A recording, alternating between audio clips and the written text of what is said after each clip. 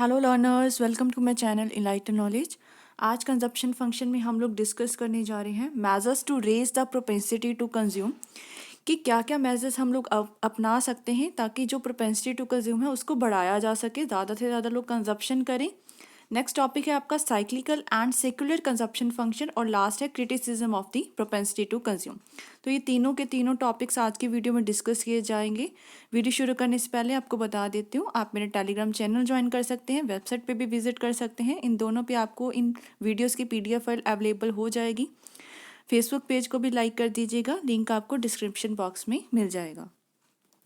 पहले पढ़ लेते हैं कि क्या क्या मेजर्स आपको अपनाने चाहिए ताकि जो प्रोपेंसिटी है कंजप्शन की, कंज्यूम करने की, वो बढ़ सके।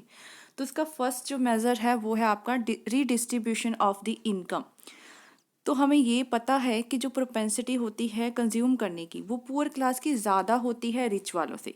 अब ऐसा क्यों? क्योंकि पुअर क्लास के पास जितना भी पैसा आता है वो सारा का सारा वो कंजप्शन पे लगा देते हैं, क्योंकि उनका जो गरीबी है तो बेसिक अमेनिटीज़ ही अभी पूरी नहीं हो पाई हैं। और रिच पर्सन्स क्या करते हैं कि वो ज़्यादा पैसा अपना सेव करने की कोशिश करते हैं, क्योंकि बहुत सारा पैसा होता है उनके पास, वो सारा पैसा कंजप्शन पे नहीं लगाते। तो प्रोपेंसिटी है जो कंज्यूम करने की पुअर क्लास की वो ज़्यादा होती है then that of the rich class. अगर इनकम को हम लोग इस तरीके से रीडिस्ट्रीब्यूट करें कि कुछ पार्ट जो है रिच का वो किसको ट्रांसफ़र कर दिया जाए, पुअर को कर दिया जाए, तो पुअर की भी मार्जिनल प्रोपेंसिटी टू कंज्यूम क्या है, इंक्रीज हो सके। जैसे हम लोग कहते हैं ना कि प्रोग्रेसिव टैक्सेस लगाने चाहिए, कि इनकम के अकॉर्डिंग, इनकम जिसकी ज़्यादा है उस पर ज़्यादा टैक्स लगाओ, जिसकी कम है उस पर कम लगाओ। इससे क्या होता है, कुछ प्रोपोर्शन जो होता है रिच का वो हम लोग ट्रांसफ़र कर रहे होते हैं पुअर की तरफ, ताकि उनकी भी जो प्रोपेंसिटी है कंजप्शन की वो बढ़ सके। Second point is social security. People save some part of their current income for the old age or to tide over the unemployment period। कई लोग इस तरीके से भी सेविंग करने की कोशिश करते हैं अपनी करंट इनकम में से, ताकि ओल्ड एज में जाके इसका यूज़ कर सकें, या फिर अनएम्प्लॉयमेंट का पीरियड आ गया तब यूज़ किया जा सके, कोई मेडिकल केयर हो गया, कोई इलनेस आ गई। अगर गवर्नमेंट या कोई सोशल इंस्टीट्यूशन ऐसी हेल्प प्रोवाइड कर दें कि हमें सेव करने की ज़रूरत ही ना पड़े अनएम्प्लॉयमेंट के लिए, जैसे हम लोग कहते हैं ना, बेरोज़गारी भत्ता दिया जाए, अनएम्प्लॉयमेंट अलाउंस दिए जाए, ओल्ड एज को पेंशन्स दिए जाएं, या जो भी सोशल इंस्टीट्यूशन आपकी फैसिलिटीज़ हैं वो प्रोवाइड कर दी जाए, तो आज की प्रेजेंट की हमारी मार्जिनल प्रोपेंसिटी टू कंज्यूम उससे बढ़ सकती है और लोग क्या है, कम सेव करने की कोशिश कर सकते हैं। Third one is credit facility. अगर लोगों को अच्छी क्रेडिट फैसिलिटी मिल जाए कि वो ज़्यादा से ज़्यादा कंज्यूमर ड्यूरेबल गुड्स है, जैसे कार है, LED TV है, एयर कंडीशनर है, कंप्यूटर है, इन सभी चीज़ों की डिमांड ज़्यादा कर सके, तो उनकी मार्जिनल प्रोपेंसिटी टू कंज्यूम क्या है, बढ़ती जाएगी। कि हम लोगों को मतलब फैसिलिटीज़ दे दें, बैंकिंग फैसिलिटी या इंस्टॉलमेंट्स पे कुछ चीज़ ऐसी दे दें ताकि वो ज़्यादा से ज़्यादा कंजप्शन करना स्टार्ट कर दें। Fourth is demonstration effect. Propensity to consume आपकी इस तरीके से भी बढ़ती है। डेमोस्ट्रेशन इफेक्ट हमने पढ़ा था कल की क्लास में भी, कि ऐसा होता है कि अपना जो लग्जरी आइटम्स होगी, या हम लोग कहते हैं दिखावा करना, एक के पीछे दूसरा लग जाना, उनकी तरह नकल करना, तो people belonging to the poor class begin to consume the same goods as used by the rich people. कि डेमोस्ट्रेशन इफेक्ट की वजह से जो पुअर क्लास वाले लोग हैं वो जैसे रिच वाले चीज़ों को खरीदते हैं न, वो ऐसे ही क्या है, अपनी इनकम को लगाना शुरू कर देते हैं। This spend large sums of their income of the pomp and show, कि अपना शो ऑफ करने के लिए ही अपना बहुत ज़्यादा पैसा उसमें लगा देते हैं, जिसमें उसकी प्रोपेंसिटी टू कंज्यूम एक तरीके से क्या हो जाती है, बढ़ जाती है। लेकिन ये इस चक्कर है कि शो ऑफ करने के मामले में हमने ये इसमें पढ़ा है कि प्रोपेंसिटी टू कंज्यूम उनकी इंक्रीज होना स्टार्ट हो जाती है। तो डेमोस्ट्रेशन इफेक्ट है जो वो ज़्यादातर मीडिया के थ्रू ही स्टिमुलेट होता है, क्योंकि मीडिया में बहुत सारी ऐसी चीज़ें आती हैं, एडवर्टाइजमेंट इतनी दिखाई जाती है, पब्लिसिटी हो गया, कि हम लोग उस चीज़ के पीछे फिर लग जाते हैं, उनको लेने के पीछे भागते हैं। नेक्स्ट हम लोग पढ़ते हैं increase in the population. Population बढ़ेगी तो अपने आप ही प्रोपेंसिटी टू कंज्यूम बढ़ना शुरू हो जाएगी। Demand for all the commodity rise with rise in the population, और प्रोपेंसिटी टू कंज्यूम भी इस तरीके से बढ़ना स्टार्ट हो जाएगी। सिक्स्थ है आपका wage policy. Propensity to consume को हम लोग एक एप्रोप्रिएट वेज पॉलिसी अगर अपनाएं तभी भी बढ़ाया जा सकता है। इसके कंटेक्स्ट में हम लोग एक तो शॉर्ट पीरियड डिस्कस करेंगे और एक आपका लॉन्ग पीरियड डिस्कस करेंगे। शॉर्ट पीरियड में क्या होता है कि शॉर्ट पीरियड में अगर वेजेस को बढ़ाया जाए तो क्या हो जाता है, ये पॉसिबल है कि कंजप्शन क्या है, इंक्रीज तो होगी लेकिन फॉर वंस उतने टाइम तक ही, लेकिन प्रोपेंसिटी टू कंज्यूम इंक्रीज नहीं होगी। ऐसा क्यों होता है? क्योंकि शॉर्ट पीरियड में जो लेबरर्स की प्रोडक्टिविटी है वो ज़्यादा बढ़ नहीं पाती, क्योंकि सारे के सारे फैक्टर्स आपके वेरिएबल नहीं होते उस टाइम पे। तो हम लोग प्रोडक्टिविटी है जो लेबरर्स की वो बढ़ा नहीं पाते।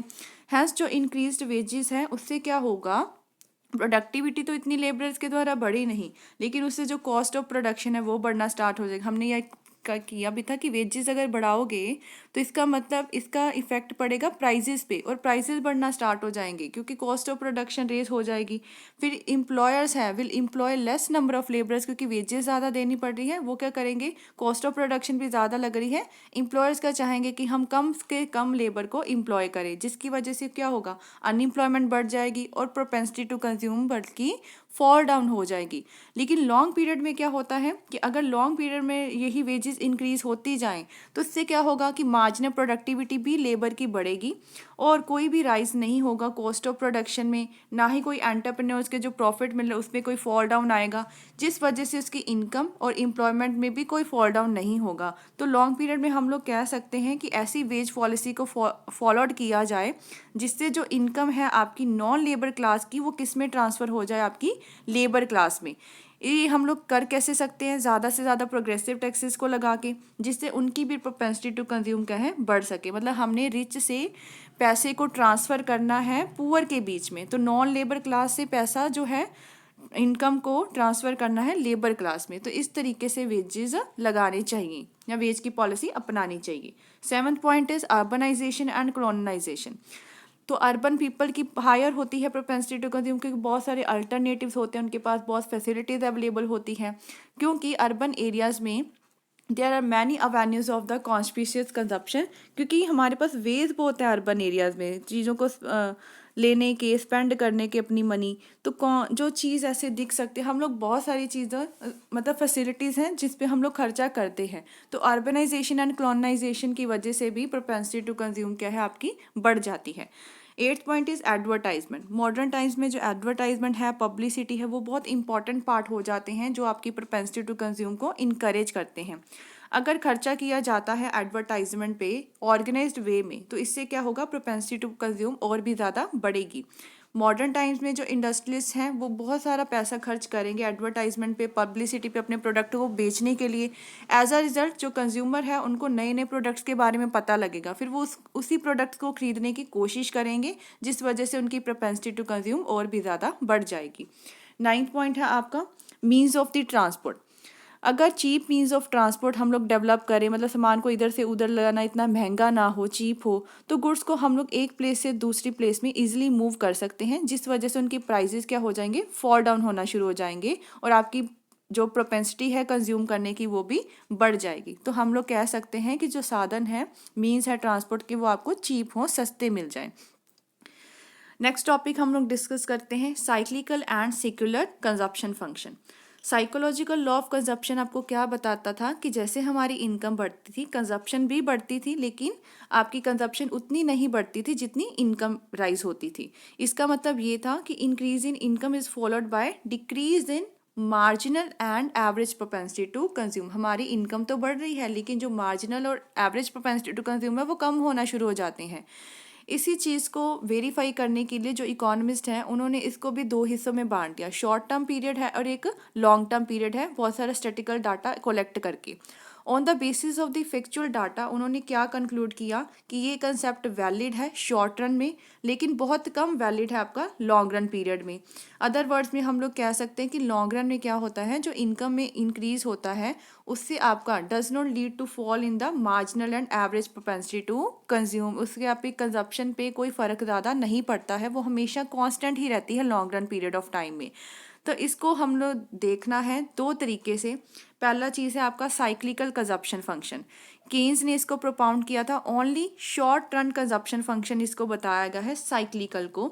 इनके अकॉर्डिंग क्या होता है कि बहुत सारी रिलेशनशिप्स फाउंड आउट की जाती हैं इनकम में और कंजप्शन में।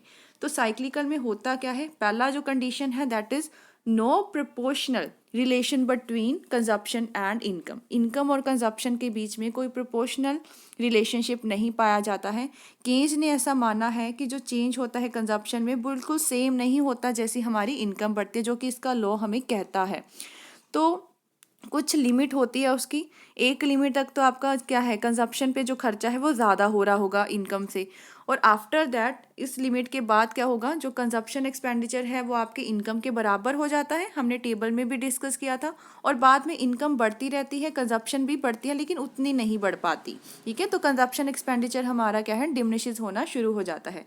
उसको एक्सप्रेस कैसे करना है, that is C is equal to alpha plus beta Y. इस तरीके से इस कंजप्शन फंक्शन को लिखा जाता है। अब C क्या है, कंजप्शन है। अल्फा क्या है, ऑटोनमस कंजप्शन। ऑटोनमस कंजप्शन का मतलब होता है जब आपकी इनकम ज़ीरो है तब भी हम कुछ ना कुछ कंजप्शन करते हैं, उसको अल्फा से रिप्रेजेंट किया जाता है। बीटा है आपका marginal propensity to consume and Y is the income. इस इक्वेशन को इस तरीके से लिखा जाता है। तो सेकंड पॉइंट हम लोग डिस्कस करते हैं।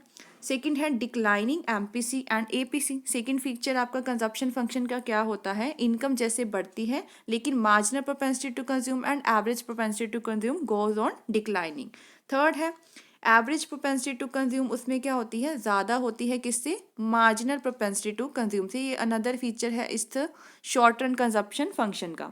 बहुत सारे इकोनॉमिस्ट जैसे टॉपबिन स्मिथिस हो गया, उन्होंने कंपाइल किए थे stats regarding the income and consumption pertaining to the short period, जो कि रेंज करता था 1929 से लेके 940 में। ये स्टैट्स ने कंफर्म किया कि केन्स का जो कंसेप्ट है शॉर्ट रन कंजप्शन फंक्शन का वो नॉन प्रोपोर्शनल है। मतलब जैसे कि केन्स ने बताया था कि हम प्रोपोर्शन से इनकम को या कंजप्शन को एक साथ में वो नहीं बढ़ते। नेक्स्ट है आपका टॉपिक सेक्युलर कंजप्शन फंक्शन। तो रिलेशनशिप है जो इनकम एंड कंजप्शन का, जब हम इसको 100 साल या 100 साल से भी अधिक के बारे में जानने की कोशिश करें, उसको कहते हैं लॉन्ग रन या फिर सेक्युलर कंजप्शन फंक्शन, जब लंबे समय की बात हो रही है। प्रोफेसर कुर्जनर, गोल्डस्मिथ, ड्यूजनबेरी, फ्रीडमैन, उन्होंने कंक्लूड किया कि लॉन्ग रन जो स्टैट्स हमने कलेक्ट किया था इनकम और कंजप्शन का, तो लॉन्ग रन में हमने क्या पाया कि there is proportional relation between income and consumption. जैसे इनकम बढ़ेगी कंजप्शन भी उसी प्रोपोर्शन में बढ़ती है। फर्स्ट पॉइंट इसमें क्या हो गया, proportional relationship between C and Y।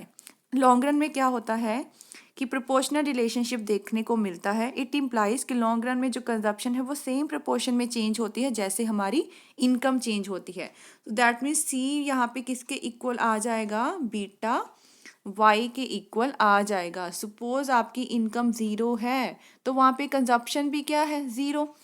तो हमने पुराना फंक्शन क्या किया था, C is equal to alpha plus beta Y ना, ये किया था। लेकिन C is equal to alpha क्या हो गया, ज़ीरो हो गया। ठीक है, और ये हम आप बीटा वाई रह गया। तो C आपका क्या होता है, बीटा वाई, कि हमने इनकम जब ज़ीरो है कुछ नहीं कंजप्शन, क्योंकि सेम प्रपोर्शन में उन चीज़ों को बढ़ना है। So there is no autonomous consumption in the long run, there is a constant relationship between consumption and income. और ये गवर्न किया जाता है एमपीसी से by the value of beta. मतलब बीटा की वैल्यू से ही हम लोग इसको निकालेंगे, अल्फा की यहाँ पे कोई वैल्यू नहीं होती है। Second point is constant APC and MPC. अब वहाँ पे क्या था, डिक्लाइनिंग थे, यहाँ पे क्या रहेंगे, कांस्टेंट, क्योंकि सेम प्रोपोर्शन में हो रहा है। There is no fall in them when income increase. Third point क्या होगा, APC is equal to MPC. लेकिन पहले वाले में हमने क्या पढ़ा था कि APC will be greater than MPC. तो ये चीज़, ये फ़र्क है उन दोनों के बीच में। यहाँ पे क्या हो गए, यहाँ पे दोनों के दोनों क्या हो जाएंगे, इक्वल हो जाएंगे। तो ये आपका लॉन्ग रन और शॉर्ट रन का कंसेप्ट था। लास्ट टॉपिक डिस्कस करते हैं, that is criticism of the propensity to consume. Criticise इसको ज़्यादातर किस इकोनॉमिस्ट ने किया है, that is Hazlitt. So no proper, उसने पहला क्या बताया है, no proper use of the word propensity. Propensity का सही से मीनिंग आपको डिफाइन नहीं किया गया। To begin with use of the term propensity पे ऑब्जेक्शन लगाई है हैजलिट ने। इनफैक्ट प्रोपेंसिटी का मतलब होता है टेंडेंसी ओनली, जबकि केन्स ने क्या कहा है, केन्स ने प्रोपेंसिटी को यूज़ किया है कि ये कुछ इनकम का पार्ट है जो कि हम लगाते हैं। Besides propensity to consume does not represent the entire amount of expenditure out of given income. मतलब जो आपकी प्रोपेंसिटी टू कंज्यूम है वो रिप्रेजेंट नहीं करती आपका कितना खर्चा हो आपकी इनकम में से। That part of income which is spend on the capital goods can not be included in consumption. मतलब हम लोग अपनी इनकम का पार्ट जो कैपिटल गुड्स में लगाते हैं उसको हम लोग कंजप्शन में इंक्लूड नहीं करते। तो हैजलिट का मानना था कि जो प्रोपेंसिटी वर्ड है वो केस ने अच्छे तरीके से यूज़ नहीं किया, उसको एक्सप्रेस करने की कोशिश नहीं की। सेकेंड इज सिंपल ट्रूइज्म, कि सिंपली जो हम बेसिक मानते हैं हमें पता है वो चीज़ केन्स ने ली है केन्स ने ये कहा कि पुअर पीपल की ग्रेटर होती है प्रोपेंसिटी टू कंज्यूम और रिच की क्या होती है, ग्रेटर होती है प्रोपेंसिटी टू सेव, क्योंकि रिच ज़्यादा सेव करने की कोशिश करते हैं। हैजलिट ने क्या कहा कि कुछ भी इसमें नया नहीं है, सबको पता होता है कि जो लो इनकम पीपल है वो सारी की सारी इनकम कंजप्शन पे लगा देते हैं, जबकि जो रिच वाली क्लास होती है वो ज़्यादा इनकम सारी की सारी इनकम अपनी कंजप्शन पे स्पेंड नहीं करती। तो उसने ये बताया कि सिंपल ट्रूइज्म की बात की है केन्स ने। Third is unrealistic. हैजलिट ने प्रूव किया है कि जो ये थ्योरी है ये पूरी तरीके से आपको टेस्ट नहीं की हुई स्क्रूटनी क्या होता है कि डिटेल्ड एक्सप्लेनेशन नहीं देती है किसी भी चीज़ का। He made it clear with the help of consumption income and saving stats उसने लिए थे अमेरिका के 1944 से लेके 55 में। उसमें इसने क्या पाया कि despite increase in income there was decrease instead of increase in the saving. हमें क्या है, इनकम बढ़ने से हमारी सेविंग बढ़ती है, लेकिन उसने डाटा कलेक्ट करके क्या पाया, जैसे ही इनकम बढ़ी लोगों की सेविंग क्या हो गई, कम हुई है ना कि बड़ी है, मतलब उन्होंने कंजप्शन ज़्यादा करवानी शुरू कर दी। Fourth is not secular.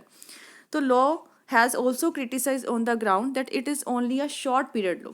तो ठीक है, क्योंकि हमने क्या पाया कि शॉर्ट पीरियड में ही हम लोग देखते हैं कि no proportional relation between the consumption and income. Long period में क्या होता है, साइकोलॉजिकल इंस्टीट्यूशनल फैक्टर बहुत सारे चेंजेस उसमें आते रहते हैं, तो ये लॉ आपका लॉन्ग पीरियड में सेक्युलर पीरियड में अप्लाई नहीं होता है। फिफ्थ पॉइंट उसने क्या कहा, इट इज़ अ फ्रॉड। तो हैजलिट ने इसको ट्रीट किया है कि ये फ्रॉड थ्योरी है।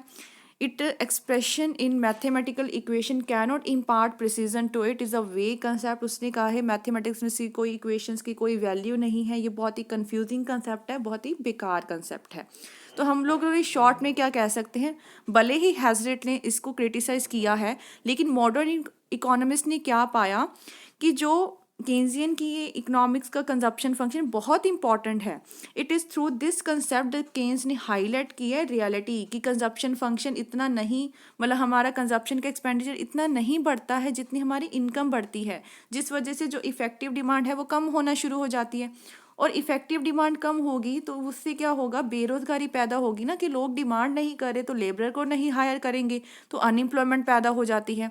इट इज़ देयरफॉर असेंशियल हो जाता है कि फुल एम्प्लॉयमेंट को मेंटेन किया जाए इकोनॉमी में, कि हमारी प्रोपेंसिटी टू कंज्यूम इतनी ज़्यादा कम ना हो ताकि हमारी इकोनॉमी उस कगार पे पहुंच जाए, अनएम्प्लॉयमेंट की सिचुएशन पे पहुंच जाए। तो इस थ्योरी ने हमें ये बहुत ज़्यादा इंपॉर्टेंस इसकी बताई है। It should be counter balanced by increase in the investment. या तो क्या होना चाहिए कि लोग ज़्यादा से ज़्यादा जो सेविंग है वो उसका इन्वेस्ट कर दे, एक तरह से इन्वेस्टमेंट पे खर्चा कर दें, तो ये वो लोग सेव बिल्कुल करके ना रखें, अपनी कंजप्शन को बढ़ाएं या फिर इन्वेस्टमेंट में उसको स्टिमुलेट कर दें। तो ये थ्योरी बहुत इंपॉर्टेंट थ्योरी है केन्स की। आई होप आपको अच्छे से क्लियर होगी। कोई भी कन्फ्यूज़न हो कमेंट सेक्शन में आप लोग पूछ सकते हो। Thank you so much. Subscribe to this channel, like share and comment and press the bell icon, ताकि हर वीडियो की नोटिफिकेशन आपको टाइम टू टाइम मिलती रहे। Thank you.